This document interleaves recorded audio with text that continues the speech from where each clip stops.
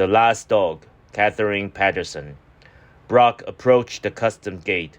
Although he did not reach for the scanner, a feeling it might have labeled excitement made him tremble.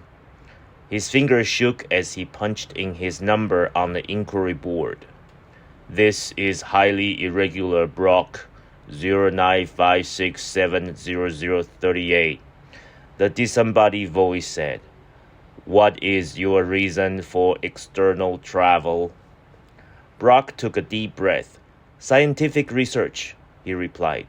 He didn't need to be told that his behavior was irregular. He'd never heard of anyone doing research outside the dome, actual rather than virtual research. I've been cleared by my podmaster and the research team. Estimated time of return. So he wasn't to be questioned further. 1800 hours. Are you wearing the prescribed dry suit with helmet and gloves? Affirmative. You should be equipped with 750 milliliters of liquid and food tablets for one-day travel. Affirmative. Brock patted the side of the dry suit to be sure. Remember to drink sparingly. Water supply is limited. Brock nodded. He tried to lick his patched lip, but his whole mouth felt dry. Is that understood? Affirmative. Was he hoping customs would stop him? If he was, they didn't seem to be helping him. Well, this was what he wanted, wasn't it? To go outside the dome. Turn on the universal locator Brock 0956700038 and proceed to gate. Why weren't they questioning him further? Were they eager for him to go? Even since he'd said out loud in group speak that he wanted to go outside the dome, people had treated him strangely. That session with the podmaster, and then the interview with the representative from research. Did they think he was a deviant? Deviants sometimes disappeared. The word was passed around that they had gone outside. But no one really knew. No deviant had ever returned. The gate slid open. Before he was quite ready for it, Brock found himself outside the protection of the dome. He blinked. The sun. At least it was what was called the sun in virtual lessons. Was too bright for his eyes even inside the tinted helmet. He took a deep breath. One last backward look at the dome, which, with the alien sun gleaming on it, was even harder to look at than the distant star. And started across an expanse of brown soil, was it? To what he recognized from holograms as a line of purplish mountains in the distance. It was. He pulled the scanner from his outside pouch and checked it. Hot. Oh, that was what he was feeling. Hot. He remembered hot from a virtual lesson he'd had once on deserts. He wanted to take off the dry suit, but he had been told since he could remember that naked skin would suffer irreparable burning outside the protection of the dome. He adjusted the control as he walked so that the unfamiliar perspirations would evaporate. He fumbled a bit before he found the temperature adjustment functions. He put it on 20 degrees centigrade and immediately felt more comfortable. No one he really knew had ever left the dome. Stories of deviants existing in the dome being hard to verify. But there was all this equipment in case someone decided to venture out. He tried to ask the clerk who outfitted him, but the woman was evasive. The equipment was old, she said. People used to go out, but the outside environment was threatening. So hardly anyone, she looked at him carefully now, hardly anyone ever used it now. Was Brock, then, the only normal person still curious about the outside? Or had all those who had dared to venture out perished, discouraged further forays? Perhaps he was a deviant for wanting to see the mountain for himself. When he'd mentioned it to others, they had laughed, but there was a hollow sound to the laughter. If he never returned, he'd have no one to blame but himself. He knew that. While his podfellows played virtual games, he'd wandered into a subsection of the historian virtual called Asian fictions. Things happen in these fictions more densely than they did in the virtuals. The people he met there, it was hard to describe, but somehow they were more actual than dome dwellers. They had strange names like Huck Finn and MC Higgins the Great. They were even a little scary. It was their insides. Their insides were very loud. But even though the people in the Asian fictions frightened him a bit, he couldn't get enough of them. When no one was paying attention, he went back again and again to visit them. They had made him wonder about the other world, that world outside the dome. Perhaps, once he had realized the danger the Asian fictions posed, he should have left them alone. But he couldn't help himself. They had made him feel hollow, hungry for something no food pellet or even virtual experience could satisfy. And now, he was in the world they spoke of, and the mountains of it were in plain view. He headed for the purple curves. Within the short distance from the dome, the land was clear and barren. But after he had been walking for an hour or so, he began to pass rusting hulks and occasional ruins of what might have been the dwellings of ancient people that no one in later years had cleared away for recycling or vaporization. He checked the emotional scanner for an unfamiliar sensation. Loneliness, it registered. He rather liked having names for these new sensations. It made him feel a bit proud. Was it? The scanner was rather interesting. He wondered why people had stopped using them. He hadn't known they existed until, in that pod meeting, he had voiced his desire to go outside. The podmaster had looked at him with a raised eyebrow and a sniff. "Next thing you'll be asking for a scanner," he said. "What is a scanner?" Brock asked. The podmaster requisitioned one from storage. But at the same time, he must have alerted research, because it was the representative from research who had brought him the scanner and questioned him about his expressed desire for an actual adventure, a journey outside the dome. "What has prompted this unusual ambition?" the representative had asked, his eyes not on Brock, but on the scanner in his hand. Brock had hesitated, distracted by the man's fidgeting with the strange instrument. I'm interested in scientific research," Brock said at last. So here he was out of the pod, alone for the first time in his life. Perhaps, though, he could have asked one of his podfellows to come along, or even the pod robot pet. But the other fellows all laughed when he spoke of going outside, their eyes darting back and forth. Nothing on the outside, they said, could equal the newest virtual adventure. He suddenly realized that even since he started interfacing with the Asian fictions, his fellows had given him the look. They did think he was odd, not quite the same as a regular podfellow. Brock didn't really vibe with the pod robopad. It was one of the more modern ones.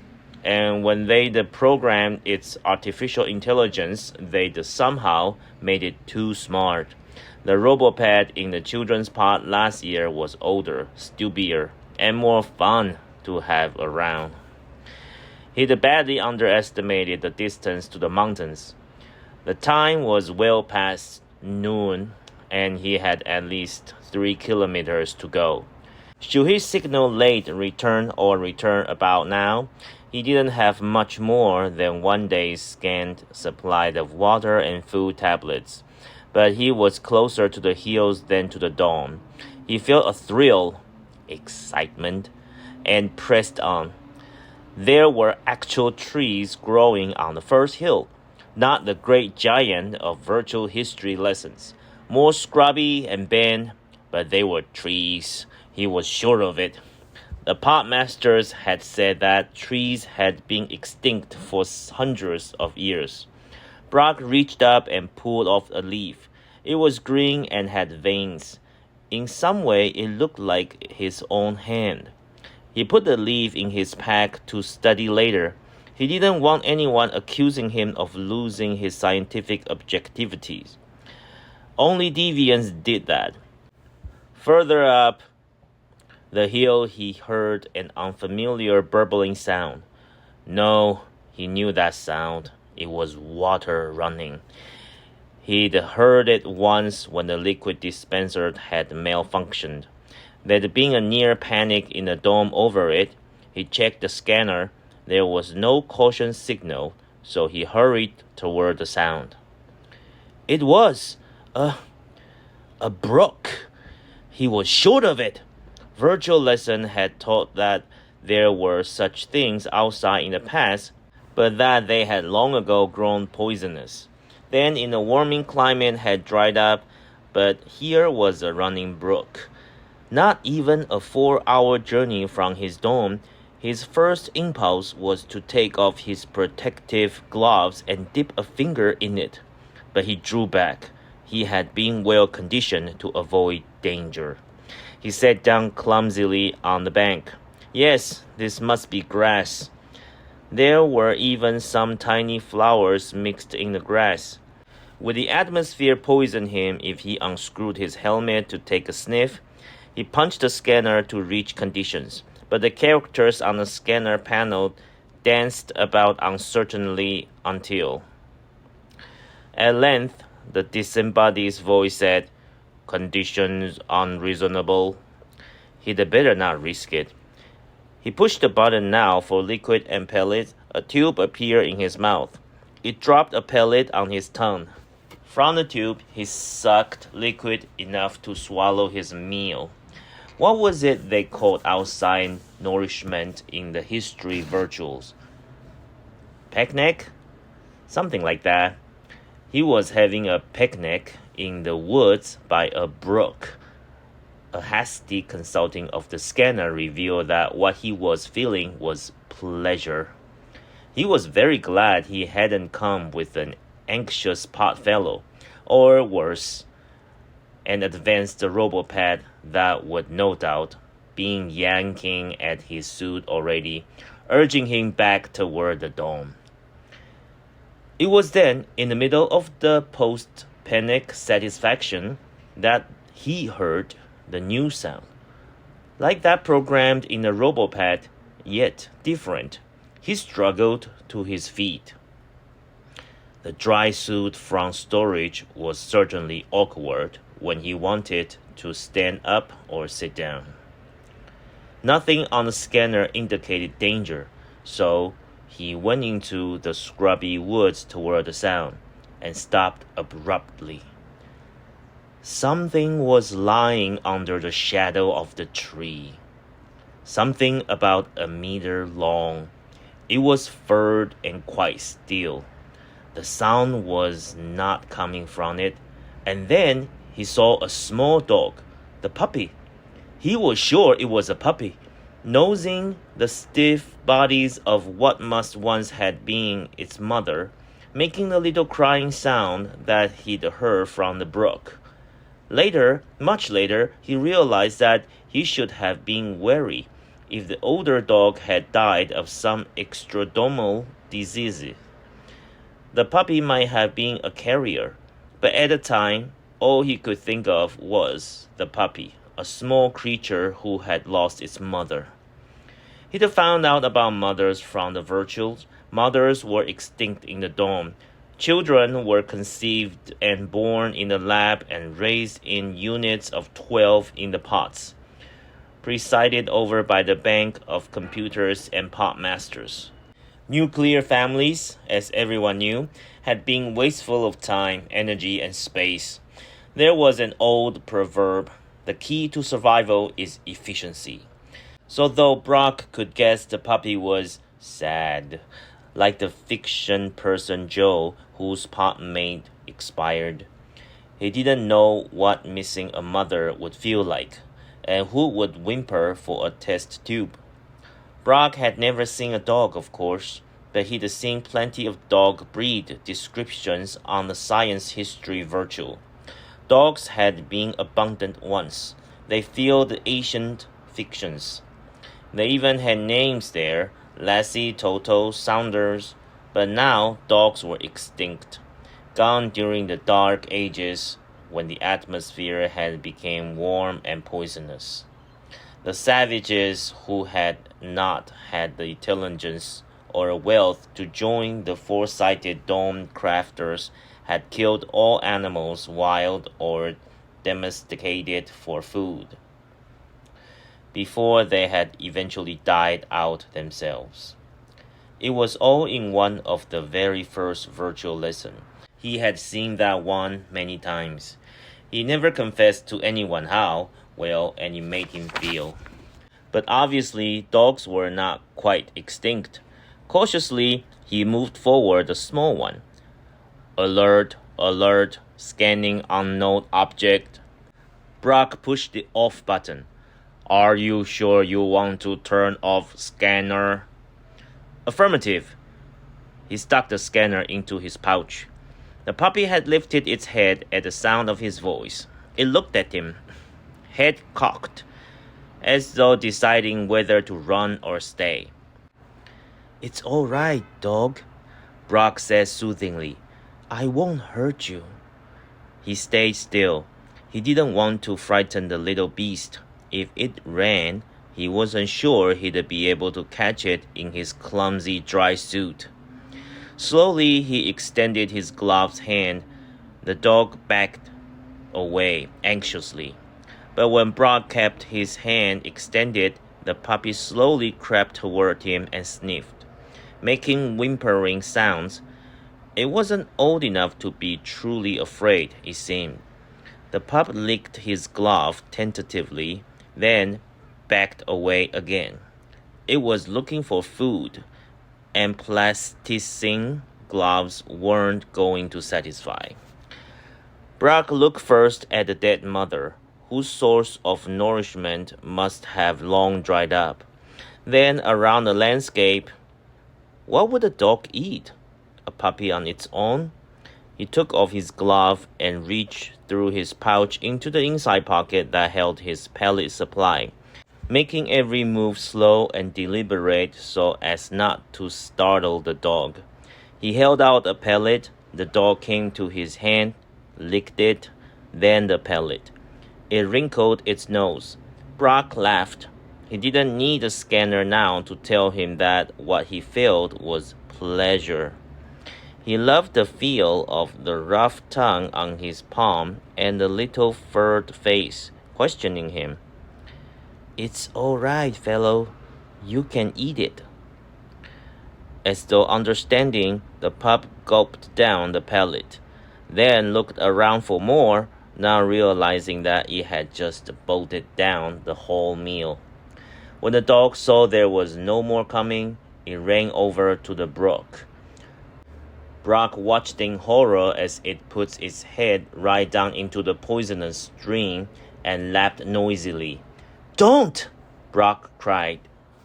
The puppy turned momentarily at the sound, then went back to drinking, as though it was the most normal thing in the world. Well, it was, for the dog. Where else would the creatures in the wild get liquid? If the streams were not all dried up, they must have learned to tolerate the water. But then it was breathing the poisoned atmosphere, wasn't it?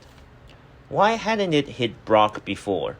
This was a fully organic creature on the outside without any life support system.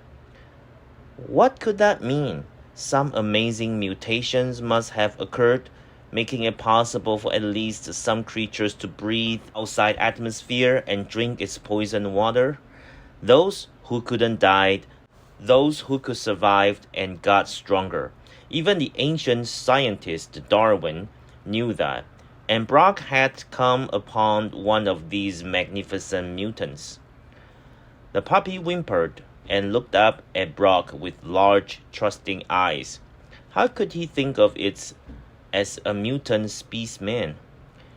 It was a puppy, one who had lost its mother. What would it eat?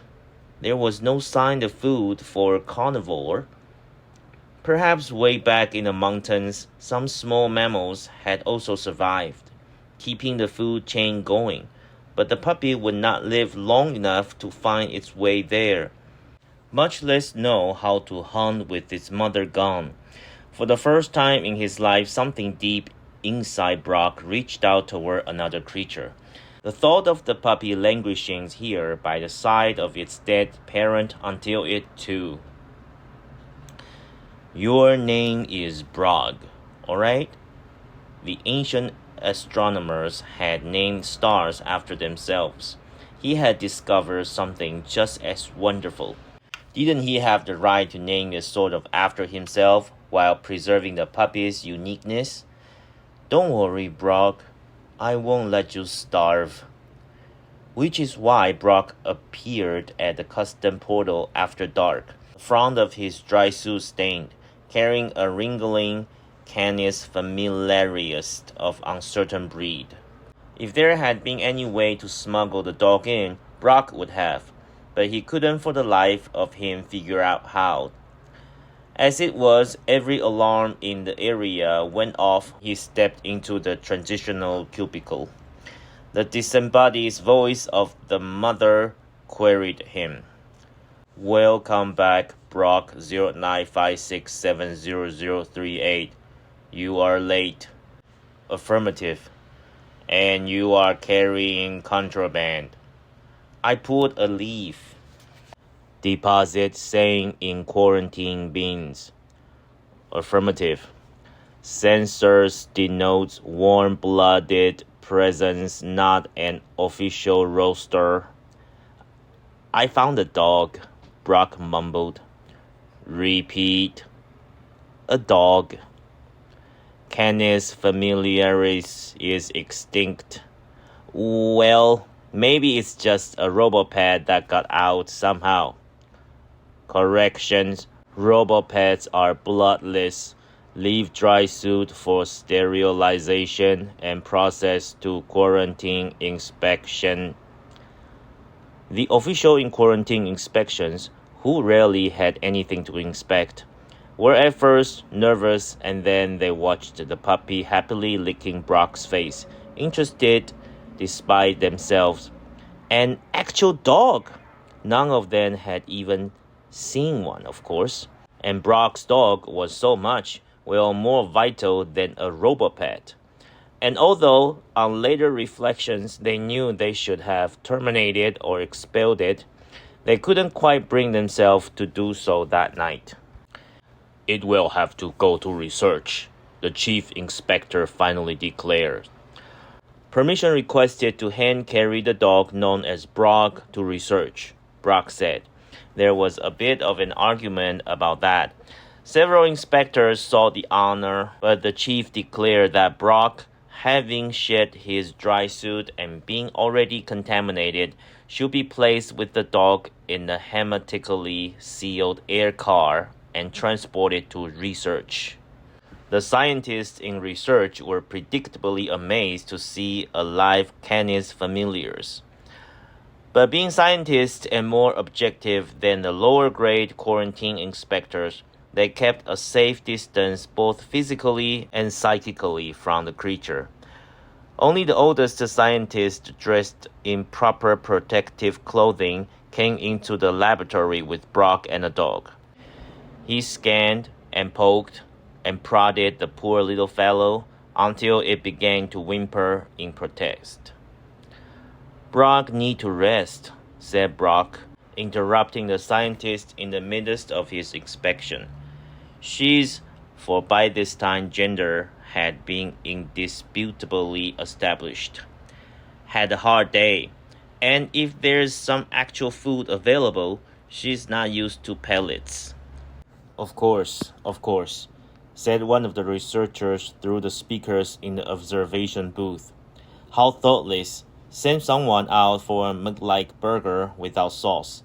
She may regard it as meat. Anyhow, it will seem more like food to her than a pellet. Affirmative, Brock. The scientists Brock soon realized were looking to him for advice. He was, after all, the discoverer of the last dog. It gave him sudden scientific status. Brock had sense enough to take advantage of this. After Brock had swallowed the meat-like burger in 3 quick gulps, Brock insisted that he be allowed to stay with Brock, so that he might interact and sleep with her. She's not like us, he explained. She's used to tumbling about and curling with other warm bodies. In the old mist, he added, puppies separated from their leaders cried all night long. She will need constant interaction with another warm-blooded creatures, or she might well die of, he loved using his new vocabulary, loneliness. The scientists agreed. After all, research was rather like quarantine, and since Brock had touched the dog ungloved and unprotected, he might well have picked up some germs from her. It was better to keep them both isolated in the research lab, where proper precaution would be taken. For nearly a week, Brock lived with Brock in the research center, eating meat-like burgers, playing fetch, teaching Brock to sit, heel, come, all the commands he could call from the ancient text. The dog quickly learned to obey Brock's commands, but it wasn't the automatic response of the robopet. Brock delighted in obedience. She wanted to please Brock, and those few times when she was too busy nosing about the lab and failed to obey instantly, those times when Brock's voice took on a sharp tones of reproof, the poor little thing put her tail between her legs, looked up at him with sorrowful eyes, begging to be forgiven. Brock was tempted to speak sharply to her even when there was no need. For the sight of her drooping ears and tails, her mouthful eyes, was so dear to him that he did what Travis Coates had done to Old Yeller. He hugged her. There was no other way to explain it. He simply put his arms around her and held her to his chest while she beat at him with her tail and licked his face raw. Out of the corner of his eyes, he was aware that one of the scientists was watching. Well, let him watch. Nothing was as wonderful as feeling this warmth toward another creature. For the first week, the researchers seemed quite content to observe dogs and boy from the glass-paneled observations booth and speak copyist notes into their computers. Only the oldest of them would come into the lab and actually touch the alien creature. And he always wore a sterile protective suit with gloves. The others claimed it would interfere with objectivity if they got close to the dog, but they all seemed to behave positively toward Brock. No mention was made to Brock of his own less than objective behavior, so Brock was astounded to awake in the middle of the night to the sound of an argument. Someone had forgotten to turn off the communication system. Cloning is the only thing to do. If she's the last, we owe it to posterity to keep the line going. And now we are going to raise a pack of dogs in the dome? One is nearly eating and drinking us out of test tube and petrol dish. We can't go on this way, as drastic as it may seem. We have to be realistic. Besides, no one has had a chance to do actual experiments since the Dark Ages. Haven't you ever, just once, yearned to compare virtual research with actual? What about the boy? He won't agree. Interfacing daily with the dog, he's become crippled by primal urges. Can you think what chaos might ensure if a flood or primordial emotions were to surface in a controlled environment such as ours? Another asked. Apparently, emotions are easily triggered by interaction with primitive beasts like dogs. Shh, not now, the speaker is. The system clicked off. But Brock had already heard. He knew he had lost anything resembling scientific objectivity. He was no longer sure objectivity was a desirable trait. He rather enjoyed being flooded by primordial emotions. But he was more worried for Brock than for himself. It wasn't her to figure out what the scientists meant by actual experiments. Cloning would be bad enough. 10 dogs who looked just like Brock's, so no one would know how special, how truly unique Brock was. But experiments, they'd cut her open and examine her internal organs, the way scientists had in the Dark Ages. They'd prod her with electric impulses and put chips in her brain. They'd try to change her personality or modify her behavior. They'd certainly try to make her eat and drink less. In the dark, he put his arm around Brock and drew her close. He loved the terrible smell of her breath and the way she snored when she slept. They'd probably fix that too. The next day, he played sick. Brock, faithful dog that she was, hung around him whimpering, licking his face. The scientists showed no particular concern. They were too busy plotting what they might do with Brock. Brock crept to the nearest terminal in the lab. It was already logged in. The scientists had been doing nothing but research on canis familiars, common canine diseases. Brock scrolled down the list with descriptions. No, distemper wouldn't do. The first symptom was loss of appetite. He wouldn't make Brock fake that. On and on it went. No, heartworms wouldn't do. What he needed was a disease that might affect the Homo sapiens, as well as Canis familiars. Here it was, rabies, a viral disease occurring in the animal and humans, especially in dogs and wolves. Transmitted by bite or scratch. The early stages of the disease are most dangerous, for an otherwise healthy and friendly appearing animal will suddenly bite without provocation. Rabies was it. Somehow he would have to make Brock bite him. There was no anti-rabies serum in the dome. He felt sure. There were no animals in the dome. Why would they use precautious space to store an unneeded medication? So they'd have to expel him as well as Brock for fear of spreading the disease.